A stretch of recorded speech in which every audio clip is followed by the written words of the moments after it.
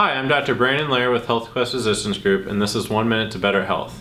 This month we're talking about ankle pain specifically and how acupuncture can treat ankle pain.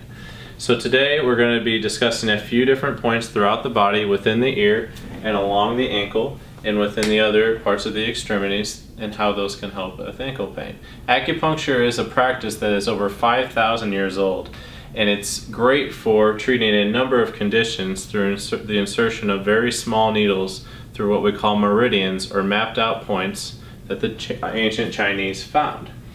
Here you can see that we are applying the needles specifically into the ankle. This helps direct the body's nervous system to tell it where to heal the joint itself.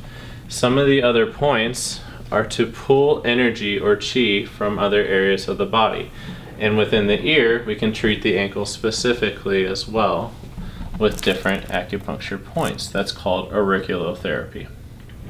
So if you have any questions about acupuncture, or you want to schedule an appointment, or you know someone that could benefit from this information, please like or share our video or visit our website. And thanks for watching, guys.